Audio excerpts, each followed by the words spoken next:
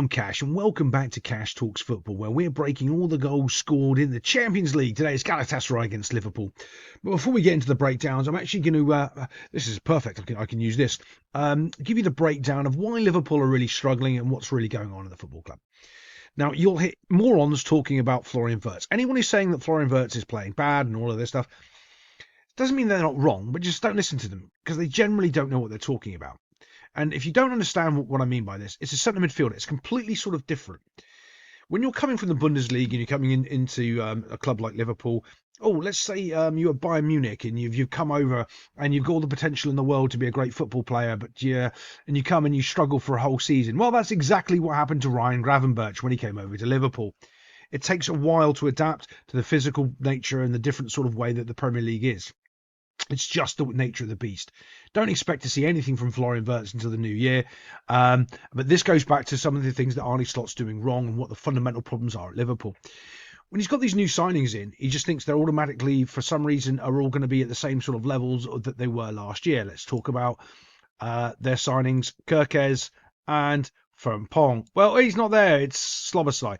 Szoboszlai is one of the best centre midfielders currently on form in the world, and you're playing him as a right back.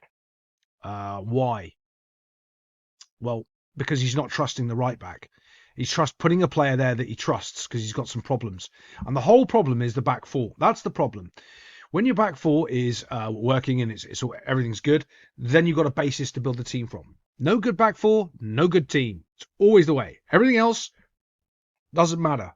You don't know what these problems are in midfield yet because you haven't sorted this out. When this is fixed, those problems tend to go away, because everyone's trusting in the back four. You've got some major issues with half of the back four is changed, the right back and the left back. And it isn't about Trent Alexander's creativity. It isn't, because Liverpool still create goals. That's not the issue, or create opportunities to score goals. It's the actual way that the players play together. And whoever's who's having a stinker is Konate. Don't know whether or not his head's been turned from this Real Madrid nonsense, or he might just be bad. He might just be having a dip in form and could just not be up to pace. Overall, Liverpool don't have the options to replace him or change what's going on in the back four.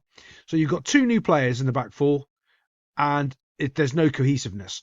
Wirtz is having a bit of a stinker.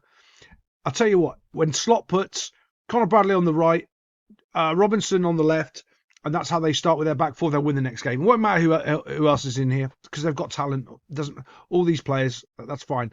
It is about controlling the back four. That's it. As soon as they fix that, everything else is going to go to the wayside. Now, I want to show you this, and this is an interesting clip to sort of show you a lot of the points I'm making. First off, you've got Szoboszlai.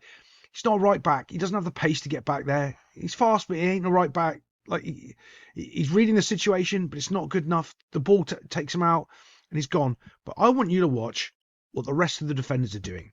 So a cohesive unit.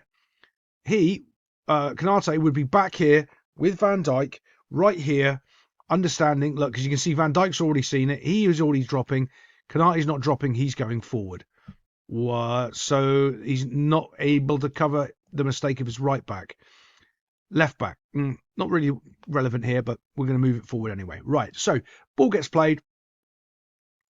Look at where Konate's gone. He's gone towards the ball. Look at the difference of him stepping forward instead of dropping off like he normally would do, and he'd be about there, and he'd be able to sniff in and cut that out. Why would he be about there? Well, because it's on his side. It would have been dropped a little bit quicker. Now he's just completely and utterly in no man's land. And you can also see, after a couple of frames, there's no effort in here whatsoever to get back. Van Dijk's still, running. Obviously, he's still got a player. As he's going one-on-one, Alisson makes a great save. I think it's Alisson in goal. I don't know. But ultimately, you can see Konate's lack of desire to get in. It's completely nutty a mental thing. What's going on with him right now is a completely nutty mental thing. And when you have a little problem in your back four, by the way, that's it. Your team is a complete and utter mess. Absolute shocker. And it's these interesting things where managers start, because I've been there, when you start putting players in that you trust and you end up making more mistakes because now you're taking out someone who's a good solid 8 to a 9 in midfield, and you're putting him out to play him at maybe at a level 3 to 6 on as a right back because you trust him, and even then it's still making more mistakes. You can't just start chopping and changing centre midfielders to right backs, and it might work every now and again, but it's not going to help you win a league or win a Champions League and give you stability in the back four and start making, getting cohesion to go forward. Ultimately, Liverpool will fix this and they'll fix their team from it.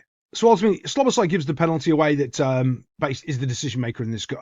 The decision maker in this game. Ekitike, he's actually on form. I think he's a quality player. He's doing really well. Comes in, probably should score here, but he doesn't. He tries to roll the ball past the keeper, makes a sort of a bit of a mess of it, and then this counter-attack starts. I want you to show. Well, Liverpool have a couple more chances, but the counter-attack's important. This shows you the frailties at the back of Liverpool, where they just wouldn't have got caught out last year, even with a right back that was playing at Real Madrid last year and he didn't really care. There was a complete difference because Konate was always aware he was on his own and always aware and dealing with it. When he's having a little bad performance, if Konate steps up his performance, the problems with the left and right backs won't be as much. The problem is when one of those has gone down, those other two problems are huge. If they're having good games and the one in the middle's not so much, their abilities cover for each other. That isn't happening. They're all having a stinker at the back, probably except for Van Dijk, the most overrated Premier League defender of all time. People get so wound up when I say that. I don't mean he's not good. I just think he's overrated. Everyone hypes him up to be the best thing ever. Is he good? Yes, but he's not the best central defender ever to be ever. Calm down. So when Liverpool lose the ball here, they have a shot saved off the line after going past the keeper and all this, but this is where they lose the ball. This is the important part. Right now, you just keep the ball, right? Tries a little cliff back heel to absolutely nobody, and then everything starts to break down. But this is that Kirkes kiddie again. Okay? He's still trying, he's still doing his things, but remember, he shouldn't, honestly, if you really want to look after this kid, you don't start him in every single game. I'd be shocked if he starts on the weekend. I'd be shocked. Let's see how good a manager Slot is. If he's a good manager, Kirkes will not start. Andy Robinson will be a left back. And that kiddie Connor Bradley will be right back. Stable back four. No Kirkes in centre midfield. Go back to his old three. Tried and trusted in midfield. And you'll see a different performance from Liverpool. But watch this. This is the kiddie that lost the ball. He's coming back to try to win the ball. Great. Fantastic. It's exactly what we want. But guess what he does next? You've got it. Sticks his arm up, tells somebody what to do. So as you know, if you've been on the channel before, in the next 5 seconds, someone's about to score a goal. It's like it's every game. Yeah. It's the weirdest thing. I'm telling you, this is such a thing in football now. Every time someone raises their hand to tell them what to do, almost immediately a goal is going to go in. But I want you to look at this of Konate's positioning, because this is what sets up Szoboszlai to be one-on-one as a right-back situation. And it's very different in centre midfield than actually trying to mark a winger and defending 1v1 or actually just covering space and ground and intercepting passes and doing. It's very, very different skill set. Very different skill set. So as this ball gets played out wide, look at where Ibrahim Konate is. He is on Van Dijk's side of the field, right next to Van Dijk, and there's a gaping gap, so no one can help cover the right back. Okay, if this was last year and this was Trent would be up here somewhere and this guy would be completely unmarked. So they wouldn't allow it. What would happen is they'd spot the space even earlier and they'd be over to cover for him, right? But because the right back isn't going up for a walk down the field doing like Trent stuff that he used to do, they think that they've got cover over there. And it's this like I know the word, but I can't say it. You'd never guess I was a voice actor and I could speak words correctly in minimum. It's the cohesiveness, that's the word I was looking for. Cohesiveness of the back four just isn't there. So identifying that danger from Konate, he's just like, it's just absolutely miles off it. Like 15 yards off it. That's huge in football. I mean, huge. It's night and day. So no one's there to cover the right back. And it's not a right back. Remember that. It only gets there, but there's still a massive separation there. Watch his movement. Do you see his movement isn't even clear? He's run that way, then he's going that way. It's a bit unlucky for give the penalty away, but it's a penalty. He catches him in the cheek and then in the throat. It's like, I didn't get you the first time, so I'm going to get you the second time. Bit of a wacky. Now, that is one of the other differences is, it's foul, especially in the Champions League. There's certain things in the Champions League that are looked on harder than they are in domestic leagues.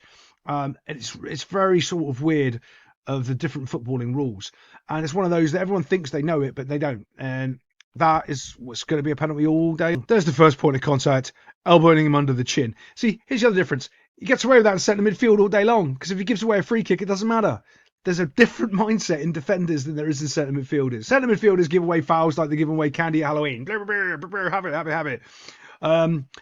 Who's that guy? Oh, I hate him. Bernardo Silva at Manchester City. Gives away fouls, gets yellow cards all day long. Same as Liverpool got a player that does the same thing in their centre midfield as well. Gets yellow cards all day long. But when you do that and you're inside the penalty box, you're asking for trouble.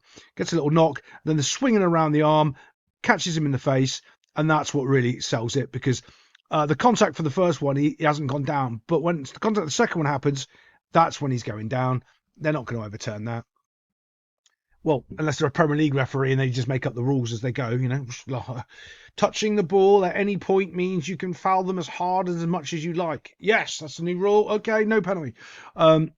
Looking at you, Newcastle referee. Yeah, denying Arsenal's penalty. So, Pen, yeah, fan of this, being able to run, start a step, and then hit the ball. I wouldn't change it. I'm just not a fan of it. Do you understand what I mean? It's like, use every weapon in your arsenal to cheat and do whatever around the rules, because if there's an old Chinese proverb, if you're not cheating, you're not trying. But I just think it's so sort of tacky. It really is. Stepping up, slots it straight down the middle, easy penalty.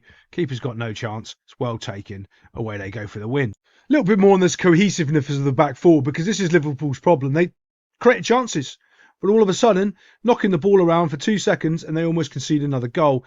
Little knocks in there. Should be a simple pass, right? Not at fault here. It's all of the pass. The pass is shocking, absolutely shocking. But look, he has no right to be anywhere near this ball, but because of the poor quality of the pass, gets an opportunity that he shouldn't have. Look, dump, and he's in. Off, gone. Terrible pass. They'll blame the defender on that one, but that's not his fault. All of a sudden, his confidence will get shot from it though as well, because nothing is flowing, nothing is cohesive, and the whole back four is new. You can say, oh yeah, but two of the players, no, it's a new back four.